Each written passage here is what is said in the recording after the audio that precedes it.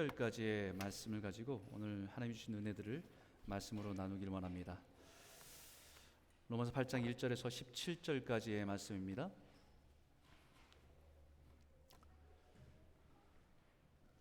제가 한 절, 여러분이 한 절 읽도록 하겠습니다. 8장 1절입니다. 그러므로 이제 그리스도 예수 안에 있는 자에게는 결코 정죄함이 없나니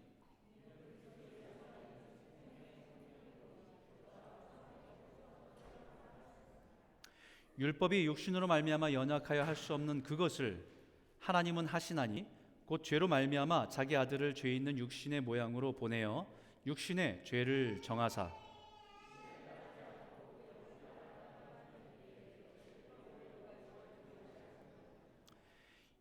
육신을 따르는 자는 육신의 일을, 영을 따르는 자는 영의 일을 생각하나니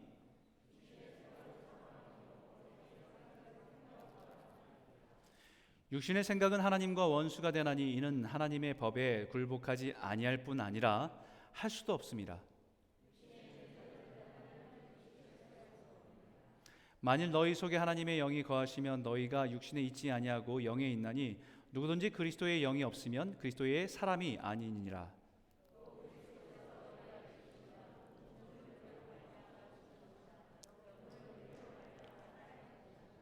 예수를 죽은 자 가운데서 살리신 이의 영이 너희 안에 거하시면 그리스도 예수를 죽은 자 가운데 살리신 이가 너희 안에 거하시는 그의 영으로 말미암아 너희 죽을 몸도 살리시리라.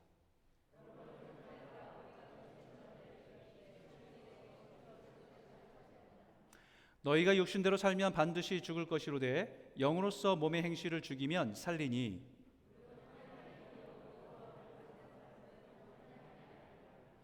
너희는 다시 무서워하는 종의 영을 받지 아니하고 양자의 영을 받았으므로 우리가 아빠 아버지라고 부르짖느니라.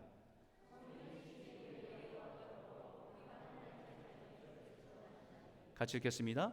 자녀이면 또한 상속자 곧 하나님의 상속자요 그리스도와 함께한 상속자니 우리가 그와 함께 영광을 받기 위하여 고난도 함께 받아야 할 것이니라. 아멘.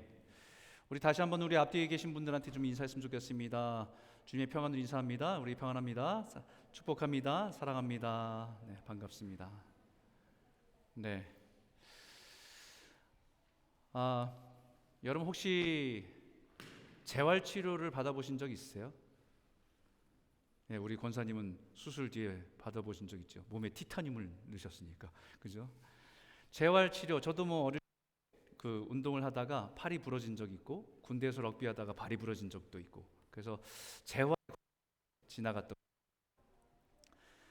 재활의 과정들을 지나갈 때, 재활 치료는 그 몸이 부러지거나 아니면 원래 정상적인 모습들을 하지 못한 그것이 회복할 수 있도록 치료를 돕는 것이 재활치료가 될 것입니다.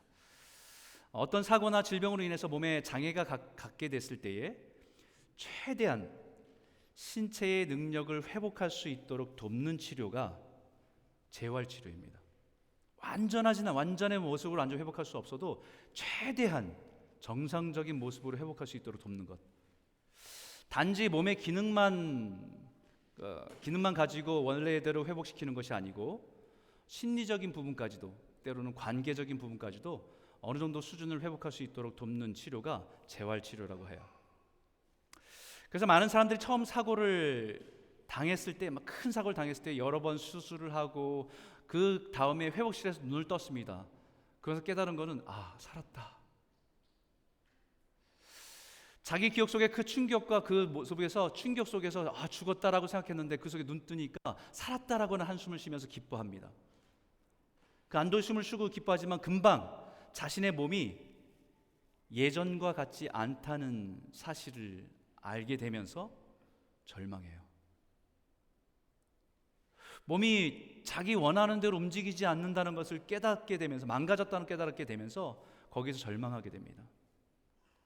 그런 사람들을 곁에서 도와서 그들의 마음과 몸을 회복할 수 있도록 돕는 치료가 재활치료라고 해요. 그런데 재활치료사들이 강조하는 말이 있습니다. 그 강조하는 말이 뭐냐면 이거예요. 재활치료는 한번 읽어볼까요? 함께 읽겠습니다. 시작.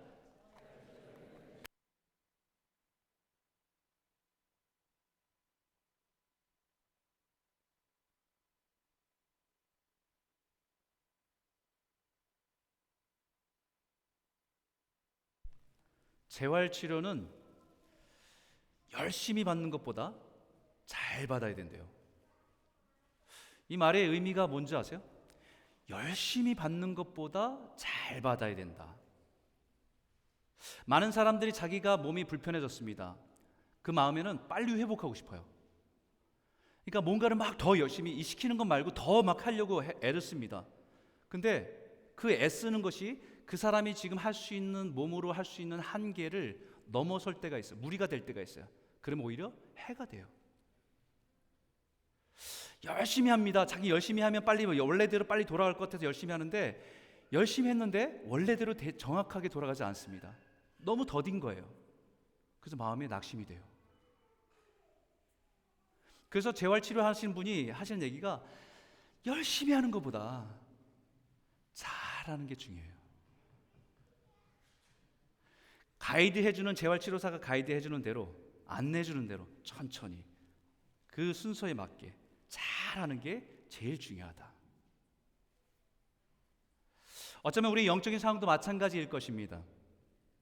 지난주에 사도 바울이 자신의 영적인 상황을 솔직하게 고백했지요. 우리 같이 한번 읽어볼까요? 이 말씀을 시작. 오라, 나는 곤고한 사람이로다. 이 사망의 몸에서 누가 나를 건져내랴. 예수를 믿어 하나님의 자녀가 되어서 하나님의 영적인 모습이 온전하지 않다는 것을 실감하는 표현입니다. 하나님의 자녀가 됐어요. 그런데 하나님의 자녀가 됐음에도 불구하고 자신의 모습에는 여전히 죄로 인해서 씨름하고 있는, 아니 오히려 더 죄에 가까운 모습으로 살아가고 있는 자신의 비참한 모습을 고백하고 있는 것입니다. 예수님 때문에 죽음에서 생명으로 나아갔다는 기쁨이 있습니다. 이제 영생을 얻었구나, 이제 구원받았구나, 이제 하나님에 대한 소망을 가지고, 천국에 대한 소망을 가지고 살아갈 수 있구나라고 소망을 했는데, 여전히 자신의 모습은 죄하고 스트러글하고 있는 모습입니다. 그런 자신의 실체에 대해서 절망하고 낙심할 수 있기 때문이에요. 거룩하고 선을 행하고 살아가고 싶은 마음은 간절한데, 여전히 선을 행하지 못하고 악을 행하며 살아가는 자신의 영적인 장애를 바라보는 비참한 마음입니다. 잘하고 싶은데 잘 안 되는 거잖아요. 이때 우리가 기억해야 될 것은 이 영적인 재활을 돕는 분이 계시다는 겁니다. 영적인 재활을 돕는 성령님이 계시다는 것이에요. 마찬가지로 열심히 하는 것보다 잘하는 게 중요합니다. 사도 바울의 영적인 호소가 있었죠. 이 사망의 몸에서 누가 나를 건져내겠습니까? 이 죄로 인해서 망가진 몸에서 누가 나를 회복시킬 수 있습니까? 라고는 이 절기와 같은 질문에 오늘 8장은 대답을 하는 거예요. 1절과 2절입니다. 같이 큰 목소리로 읽겠습니다. 시작. 그러므로 이제 그리스도 예수 안에 있는 자에게는 결코 정죄함이 없나니 이는 그리스도 예수 안에 있는 생명의 성령의 법이 죄와 사망의 법에서 너를 해방하였음이니라. 여러분, 이 그러므로라고 하는 단어는 지금 앞에 있는 누가 나의 사망의 몸에서 날 건져내겠습니까? 라고 질문에 대한 대답이기도 하지만 1장서부터 7장까지의 합친 것의 대답입니다.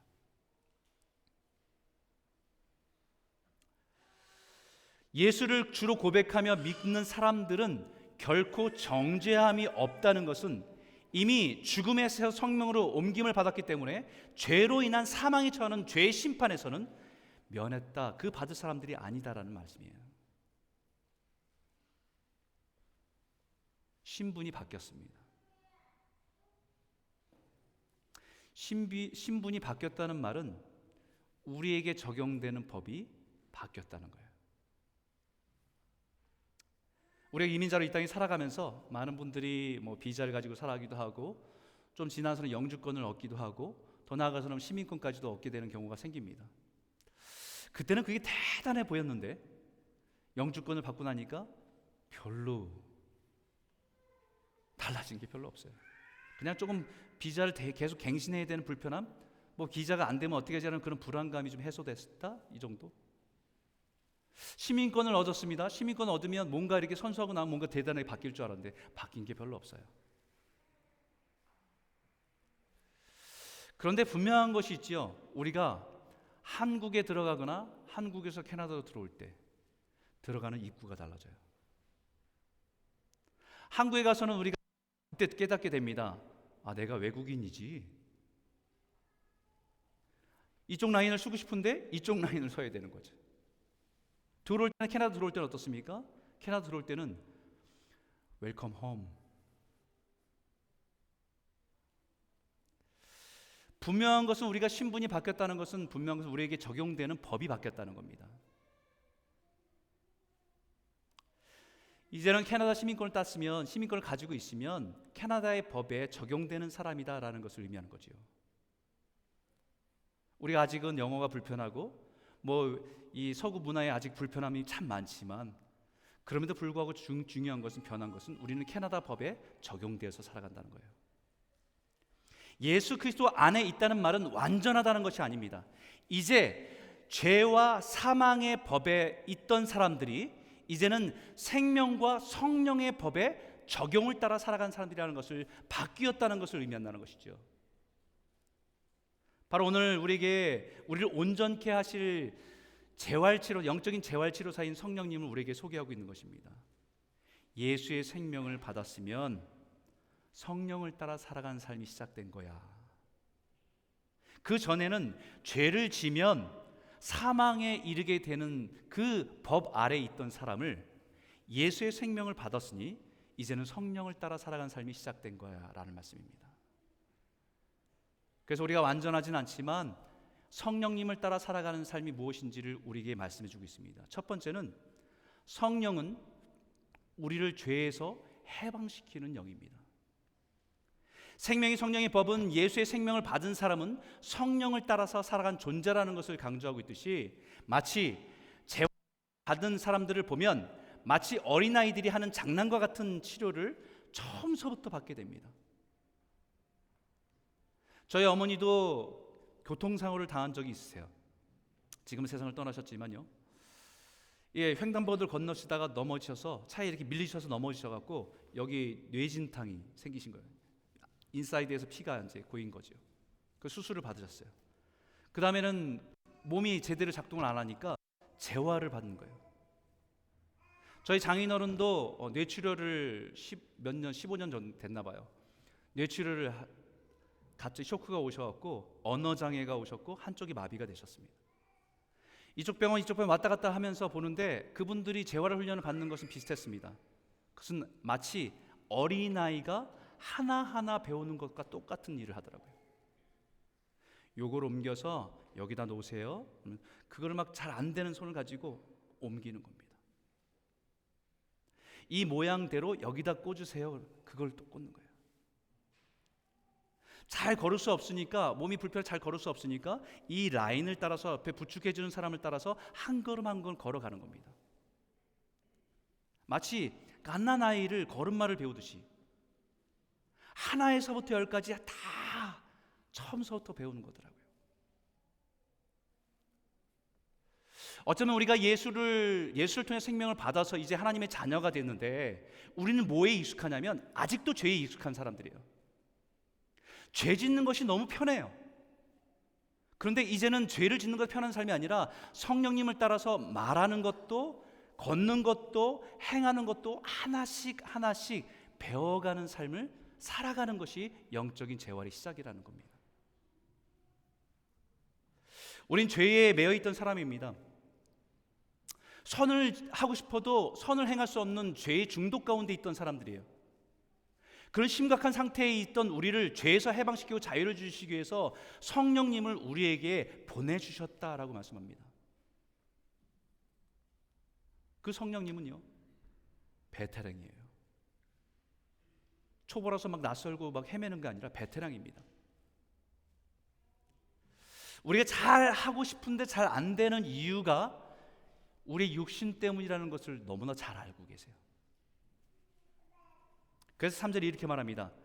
율법이 육신으로 말미암아 연약하여 할 수 없는 그것을 하나님은 하시나니 곧 죄로 말미암아 자기 아들을 죄 있는 육신의 모양으로 보내어 육신의 죄를 정하사라고 말씀하셨어요. 육신으로 말미암아 연약하여 할 수 없는 그것을 하나님은 하신다는 겁니다. 어떻게 하셨습니까? 하나님은 이미 자기 아들 예수 그리스도를 우리와 같은 육체를 가진 사람으로 이 땅에 보내주셨어요. 말씀이 육신이 되어서 하나님의 아들을 다윗의 후손이라고 하는 인간의 모습으로, 우리에게 아기의 모습으로 보내주셨습니다. 우리와 같은 육체를 가지고 이 땅에 살아오셨지요.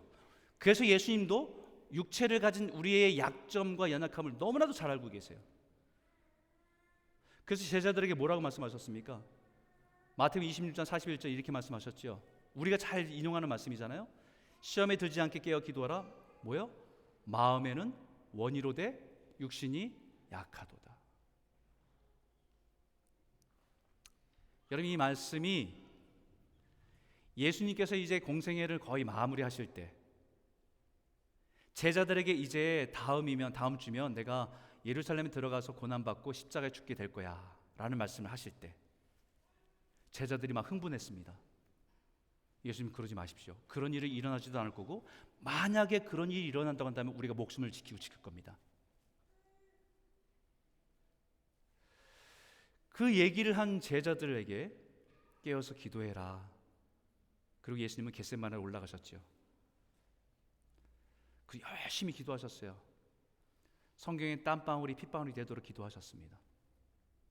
그러고 나서 그렇게 열심히 기도하고 돌아와서 보니까 어떻게 됐습니까? 그 제자들이 다 주무시고 계신 거예요.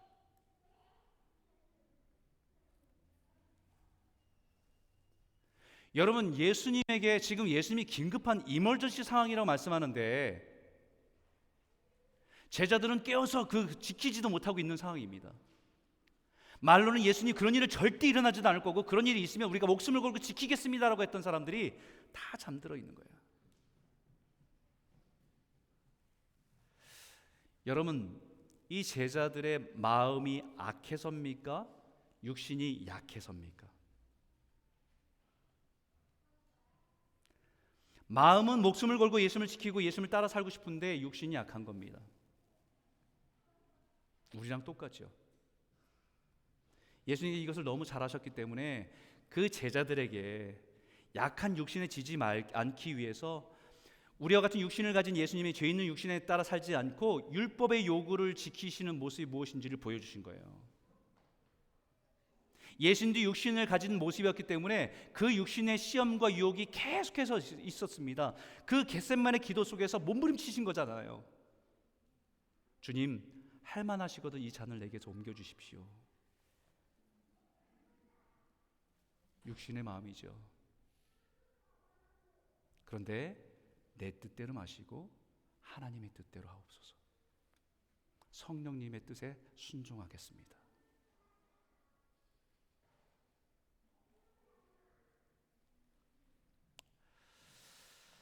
예수님이 보여주신 것이 우리의 육신을 따라 살지 않고 영을 따라 살아가는 삶이 무엇인지를 보여주신 거예요. 우리 5절과 6절을 같이 한번 읽어볼까요? 함께 읽겠습니다. 시작. 육신을 따르는 자는 육신의 일을, 영을 따르는 자는 영의 일을 생각하나니 육신의 생각은 사망이요 영의 생각은 생명과 평안이니라. 여러분, 우리 안에 예수를 믿으면 성령님 우리 안에 내주하십니다. 들어오십니다. 예전에는 몰랐는데, 예전에는 죄를 짓는 것밖에 몰랐는데 이제는 영적인 갈등이 시작돼요. 그 성령님이 우리 안에 들어오셔서 제일 먼저 하시는 일이 뭐냐면 우리의 생각을 바꾸십니다. 죄의 시작은 생각에서부터 시작되기 때문입니다. 모든 행동은 생각하고 생각한 것이 어느 순간에 행동으로 나타난 것이기 때문이죠. 그래서 시편 1편에 복 있는 사람은 이라고 말하면서 부정적인 것부터 말하잖아요. 복 있는 사람이 아닌 것부터 얘기합니다. 악인의 꾀를 따르지 아니하고 죄인의 길에 서지 않고 오만한 사람의 자리에 앉지 않는다. 악인들의 생각을 그대로 따라가지 않는 거야. 이게 점층법이잖아요. 생각이 점령되면 그 다음에 뭡니까? 죄인들의 길이 됩니다. 패턴이 돼요. 습관이 됩니다. 그 다음에는요, 습관이 되면 그 사람이 거기에 완전히 중독돼서 주저앉는 삶이 살게 되는 거예요. 악인의 자리에 앉는 것처럼. 죄의 시작은 생각입니다.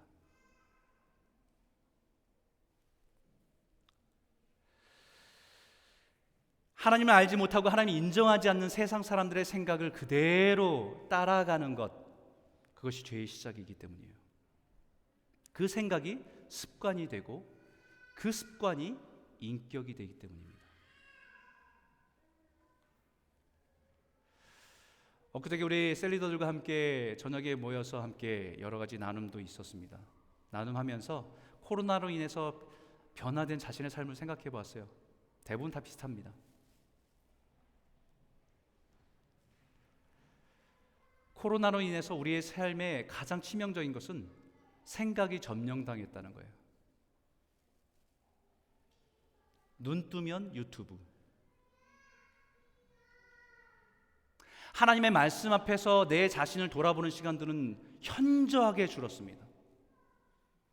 하나님의 말씀 앞에서 내 자신을 비춰보고 그 말씀에 따라서 묵상하고 하는 삶은 현저하게 줄어들었어요. 하지만 수도 없이 무의식적으로 클릭해서 듣는 수많은 세상의 이야기들로 내 삶이 채워져 버렸어요. 생각이 채워져 버렸어요. 그래도 예전에는 크리스찬이라고 한다면 세상에 살면서 우리가 추구하는 바가 달랐습니다.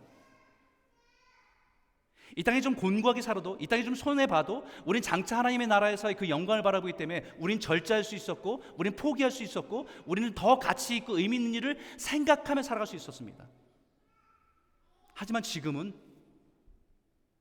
그리스도인들이나 세상에 있는 사람들이나 생각하는 자체가 다 같아졌어요. 다 이 땅에 있는 것들이에요.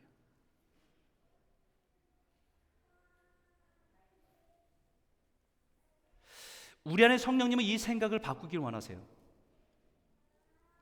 육신의 생각에서 영의 생각으로 바꿔가기를 원하십니다. 이 땅의 것에서 영원한 것으로 생각하게 하십니다. 자기 자신에게 즐겁고 기쁜 일보다는 하나님께 기쁨이 되는 일이 무엇인가를 생각하게 만듭니다. 그래서 8절에 육신에 있는 자들은 하나님을 기쁘게 할 수 없다라고 분명히 말해요. 이 땅의 것을 자기 만족으로 살아가는 사람들은 하나님을 기쁘시게 할 수 없다고 분명히 말합니다. 왜냐하면 하나님은 영이시기 때문에요. 그래서 요한복음 4장 24절에 예수님께서 하나님이 영이시니 예배하는 자가 영과 진리로 예배할지니라고 말씀하신 이 말씀이, 하나님은 영이시기 때문에 우리 하나님의 영을 따르는 사람들이 영으로 예배하는 것을 하나님이 제일 기뻐하십니다. 뿐만 아니라 우리의 삶을 살아가는 삶을 뭐라고 해요? 산 제사잖아요. 우리 몸으로 드리는 산 제사잖아요. 우리가 몸으로 드리는 산 예배잖아요. 그 예배를 하나님이 우리의 몸으로 드리는 영적 예배를 기뻐하신다는 거예요. 그럴 때 우리는 그 하나님 주신 기쁨을 거꾸로 누리게 돼요. 성령님은 우리에게 이 기쁨을 주기를 원하십니다. 세상적인 것 만족할 수 없고 곤고하고 힘들지만 그럼에도 불구하고 하나님 앞에서 우리의 영으로 반응하고 살아갈 때에 우리에게 허락하시는 것은 기쁨과 평안입니다. 이 기쁨과 평안을 누리는 사람이 누리는 축복이 자유예요. 안 하는 자유가 아니라 우리가 영으로 반응하면서 주님이 주신 영적으로 주신 평강과 기쁨이 있는 것이 자유예요.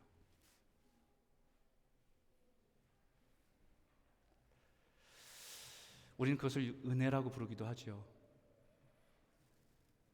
여러분 고린도후서 3장 17절의 말씀입니다. 한번 선포해 볼까요? 함께 읽겠습니다. 시작. 주는 영이시니 주의 영이 계신 곳에 자유가 있느니라. 아멘. 이 자유는 가난해도 누릴 수 있어요.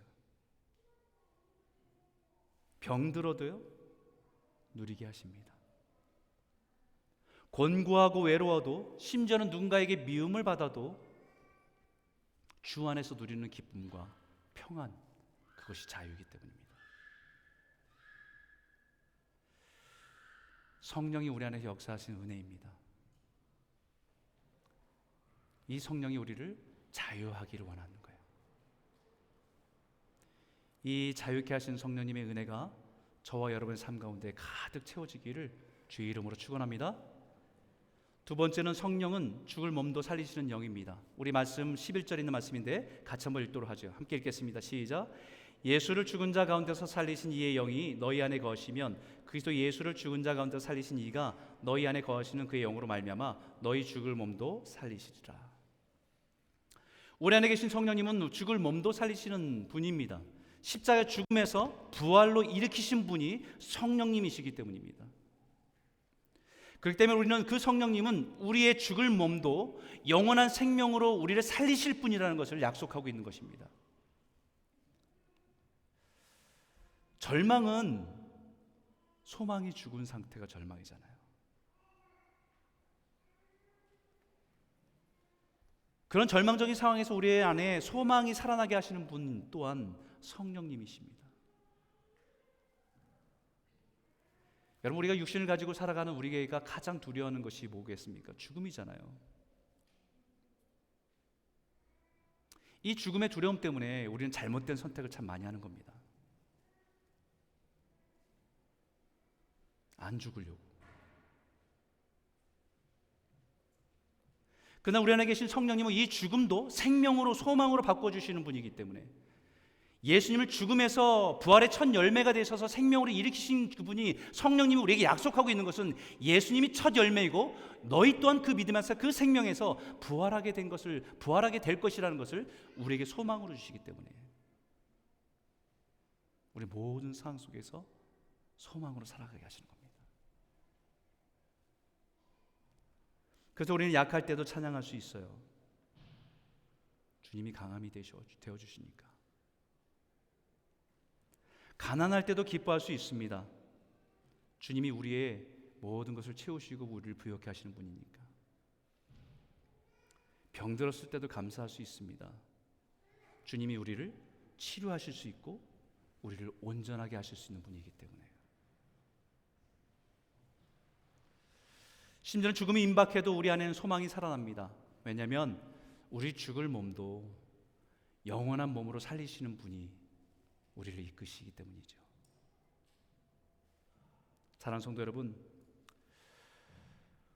오늘 우리의 삶에 사망의 음침한 골짜기와 같은 시간을 지나시는 분이 있다고 한다면 꼭 기억하십시오. 우리와 함께 그 길을 걸어가시는 성령님이 계시다는 사실을. 그리고 그 사망의 길을 지나 영원한 생명의 길로 나아가는 소망을 가지고 믿음으로 승리하시는 저와 여러분 모두가 되시길 주의 이름으로 축원합니다.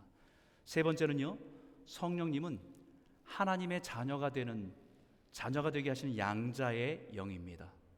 15절인데 우리 큰 목소리 한번 읽어볼까요? 함께 읽겠습니다. 시작. 너희는 다시 무서워하는 종의 영을 받지 아니하고 양자의 영을 받았으므로 우리가 아빠 아버지라고 부르짖느니라. 몇 년 전 우리에게 나태한 신앙에 대한 얼마 전에 제가 그 성경 공부 때도 잠깐 나누고 칼럼에도 잠깐 글을 썼는데 우리의 나태한 신앙에 대한 신선한 자극을 했어요. 레디컬이라고 하는 책입니다. 레디컬. 이 책의 저자가 데이비 플랫이라고 하는 사람인데 이분이 미국에서 우리의 기독교의 신앙이 얼마나 많이 변질되어 있는가를 자기가 그것을 우리에게 자극하게 하고 깨우쳐 줬습니다. 마치 아메리칸 드림에 사는 것이 기독교의 신앙을 가지고 추구하는 것이 되어버렸다라고 노골적으로 우리의 영적인 부분들을 들춰냈어요.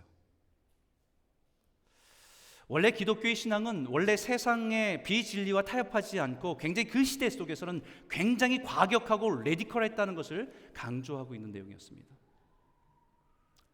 그런 이 데이비 플랫 부부가 또 다른 책에서 Follow Me, 예수님께서 나를 따르라고 하는 그런 의미를 담고 쓴 책입니다. 예수님을 따라가는 삶에 대해서 그 책에 쓴 내용 중에서 자신이 입양하는 이야기를 거기에 잘 담아놨어요. 이 부부에게는 4명의 자녀가 있는데 2명은 입양한 아이들이에요. 하나는 중국에서, 하나는 카자흐스탄에서. 이들이 정말 자신들이 그런 하나님의 은혜를 알기에 어떻게 하면 여러 가지 사역을 할 수도 있지만 자기의 삶 속에서 그 부모가 없는 그 아이들을 입양해서 키우는 것만큼 또 하나님의 사랑을 실천하는 것이겠다라고 생각해서 그것을 부부가 기도하고 결정했습니다. 기도하는 가운데 카자흐스탄에 있는 아이를 입양하기로 결정했어요. 그러면서 입양이 하는 과정들이 생각만큼 쉽지 않다는 것을 깨닫게 됐어요. 입양하기로 결정하면 금방 애가 이렇게 딱 안겨서 우리 자녀가 되는 그런 과정이 아니라 되게 복잡하고 이렇게 기나긴 여정이었다는 것을 깨닫게 됩니다. 입양 신청서를 써서 보냈습니다. 그때 첫 번째 오는 게 뭐냐면 부모 신체 검사, 건강 검진, 재정 상황 확인. 부모가 그 자녀를 양육하고 키울 수 있는 건강을 가지고 있는지, 환경인지, 재정 상태는 괜찮은지 다 확인합니다. 그것을 다 거치고 나서 이제 다 보내고 나니까 1년을 기다렸어요. 1년을 기다려서 어느 날 그 카자흐스탄에서 메일이 왔습니다. 그 메일에는 자신들이 입양할 아이의 인포메이션과 사진이 담긴 메일이 온 거예요. 생후 9개월 된 아이입니다. 태어나면서부터 부모로부터 버림받은 아이예요. 그 아이의 사진을 보면서 부부는 울면서 기도하기 시작했습니다. 너무 안타깝기도 하고. 그러고 나서 기다리다 이제 카자흐스탄에 가는 비행기에 올랐습니다. 그리고 그 아이가 있는 고아원을 방문했어요. 고아원에 방문했더니 원장님이 그들을 맞이하시면서 그 아이의 상황에 대해서, 히스토리에 대해서, 또 고아원에 있었던 여러 가지 상황들에 대해서 식상은 어떤지, 아니면 그 아이가 자란 상황의 습관은 어떤 건지 이런 걸 다 얘기를 들었습니다. 그렇다고 해서 그 아이를 바로 봐줄 수 있었던 건 아니었어요. 카자흐스탄의 판사가 판결을 내려줘야 했습니다. 모든 상황을 보면서 그 아이가 이제 이 부모의 자녀가 된다는 것을 법적으로 판결을 내려줘야 돼요. 기다렸어요. 초전마음을 기다리고 있는데 이 판사가 법정에서 이렇게 선고합니다. 이 아기는 데이빗과 헤더 플랫 부부의 자녀가 되었습니다라고 선고했습니다. 그 순간에 이 부부가 갖고 있는 기대, 그 마음에 울컥하면서 둘이서 많이 울면서 서로 얼싸안고 기뻐했다고 그래요. 이 부부가 이 입양 과정을 통해서 깨달은 것은 한 아이를 자녀로 입양하는 과정, 그 과정에는 100% 부모가 주도하는 일이었다라는 거예요. 입양되는 아이는 처음서부터 끝까지 모든 것을 아무것도 모른다는 거예요.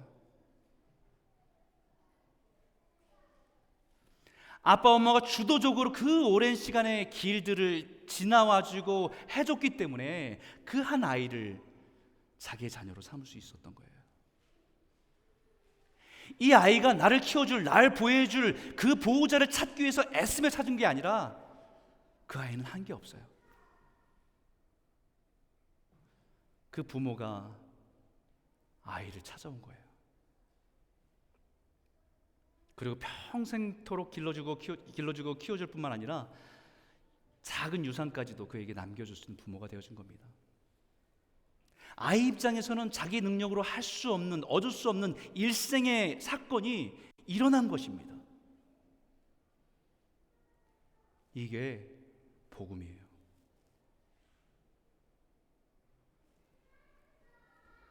하나님이 우리를 자녀 삼아 주시기 위해서 우리에게 행하신 일들이 이와 같다는 겁니다. 우리가 하나님을 찾아서 내가 다른 것 중에 하나님을 선택해서 내가 이분을 믿겠다고 한 것이 아니라 하나님이 우리를 자녀 삼아 주기 위해서 그 오랜 세월 속에서 계획하시고 자기 아들을 십자가에 내어주시고 우리의 그 믿음으로 구원을 받는 길을 열어주신 겁니다.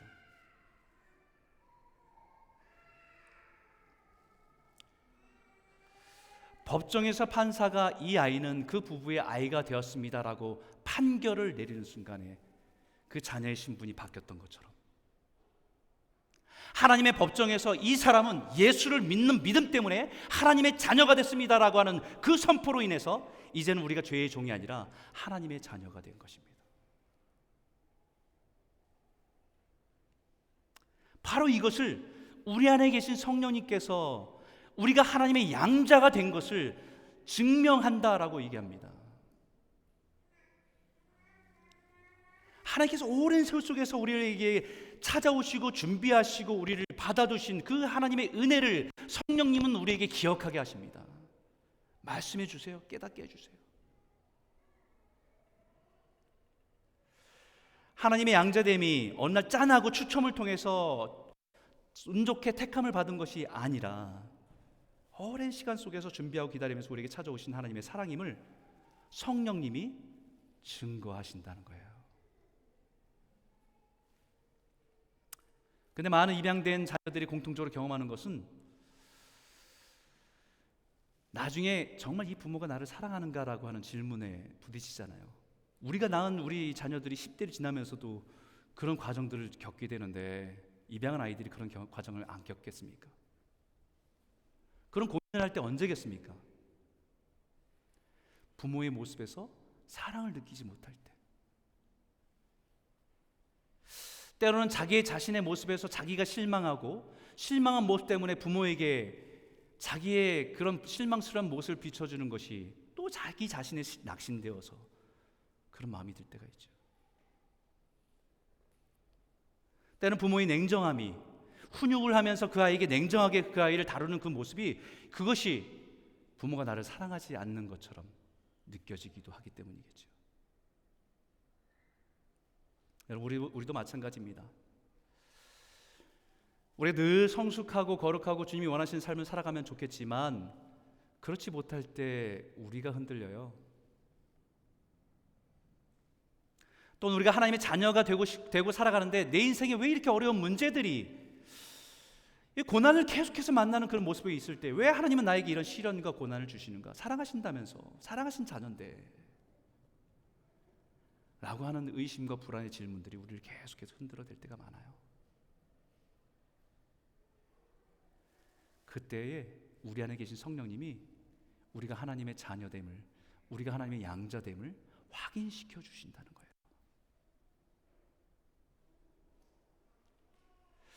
그때 성령님 우리가 하나님의 자녀인 것을 증언하신다고 합니다. 그 증거로서 우리에게 오늘 말씀하고 있는 것 하나의 증거를 얘기하면 우리가 하나님께 뭐라고 부를 수 있냐면요, 아빠, 아버지로 부를 수 있다는 거예요.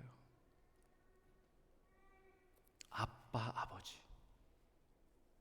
이거는 두 언어가 합성된 겁니다. 그 유대인들이 그 당시에는 평상시에 쓰는 아람어라고 하는 것이 있어요. 일상에 쓰는 아람어라고 하는 것, 그리고 공식적으로 써야 되는 헬라어라는 것이 있습니다. 여기에 아버지라는 단어는 파테라고 하는 헬라어가 있었고요, 그 앞에는 아빠라고 하는 것은 아람어입니다. 이렇게 두 언어를 혼합해서 같이 쓰면서 얘기하는 이유가 뭐냐면 우리가 하나님에 대해서 여기 아빠라고 하는 이 표현이 우리가 표현하는 아빠랑 똑같아요. 이게 신기하지요? 우리가 아빠라고 부르는 거고 여기 아람어에서 그 유대인들이 그 부모에게, 아버지에게 부르는 표현하고 똑같습니다. 아빠라는 거예요. 이건 father가 아니고요, daddy라는 거예요. 아버지는 좀 뭔가 거리감이 있잖아요. 존경의 의미가 있고. 근데 아빠라는 것은 존경보다는 친근함의 표현이잖아요.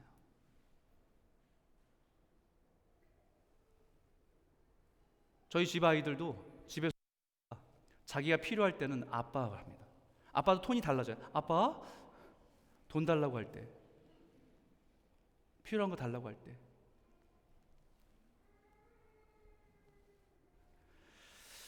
이 말은 무슨 말이냐면 우리가 하나님 앞에 나아갈 때 우리가 여러 가지 곤고함과 여러 가지 어려움들이 있을 때 우리가 하나님을 아버지라고 하는 멀고 거리가 있는 분이 아니라 아빠라고 부를 수 있는 자격이 있는 사람들이 우리라는 것을 가르쳐 주는 것입니다. 넘어지고 아플 때 아무리 그 아버지가 엄한 분이라 하더라도 아빠라고 부르면 언제든지 달려와서 우리를 안아줄 수 있는 분이 우리가 믿는, 우리가 의지하는 하나님이지 않냐라고 말씀하는 거예요.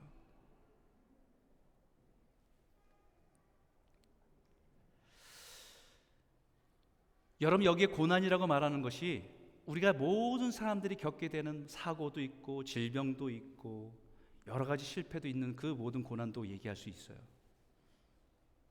근데 여기에서 고난이라고 하는, 하나님의 자녀의 고난이라고 하는 것은 내 안에 몸의 행실을 죽이고 하나님의 자녀답게 살아가는 것이 고난입니다. 세상에 살면서 세상의 생각을 버리고 포기하고 살아가는 것이 고난입니다. 내 육신에 속한 생각을, 그 감정을 하나님 말씀에 순복하고 굴복시키는 것이 고난입니다. 내 자존심은 허락지 않지만 그러나 하나님 말씀하셨기 때문에 순종하겠습니다라고 이를 악물고 그 앞에 순종하는 자리에 나아가는 것이 고난입니다.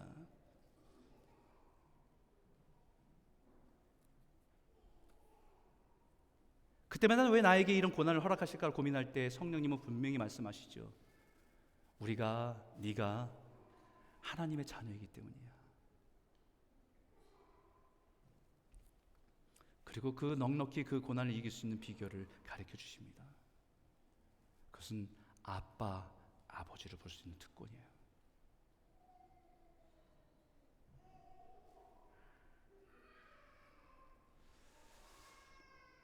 우리 모든 그런 고난 속에서도 힘겹죠.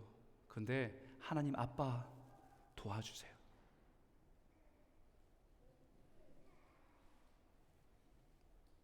그 사실하라고 가르쳐 주시는 분이 성령님이시죠.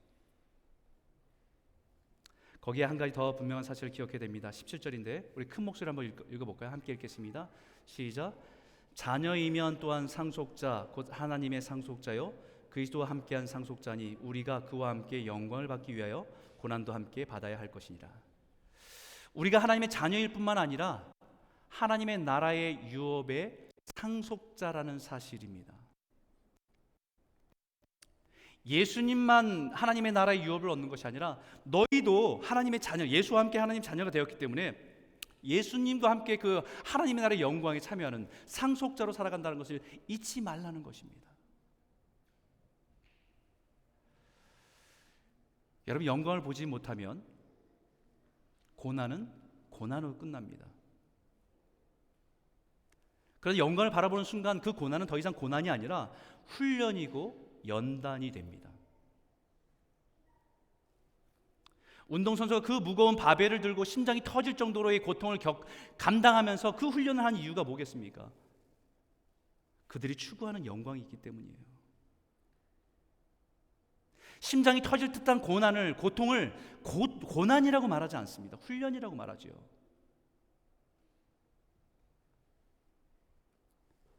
그 영광의 순간에 소망이 없다고 한다면 우리 인생에 겪게 되는 모든 것들은 고역이고 고통이고 고난일 뿐입니다. 우리가 하나님의 자녀가 되어서 그리스도를 닮아가는 모든 과정이 나의 육신대로 정욕대로 살지 않고 성령을 따라 살아가는 것이 때론 너무 힘겹고 고통스러울 수 있어요. 하지만 그것은 우리가 하나님의 자녀요 하나님의 나라의 영광에 이르기 위한 과정이라는 거예요. 그것을 성령님이 증거하신다. 그리고 동행하시고 도우실 것입니다. 그리고 우리를 온전하게 하실 것입니다. 사랑하는 성도 여러분, 우리 예수의 생명으로 하나님의 자녀가 되었어요. 우리가 한 건 아무것도 없는데요. 이제 날마다 성령을 따라 살아가는 삶을 살아가시길 축원합니다. 날마다 육체의 속을 따라 살지 않고 영을 따라 살아가 순종할 때 그리스도를 닮아가는 귀한 하나님의 백성들이 다 되시길 주의 이름으로 축원합니다. 기도하겠습니다.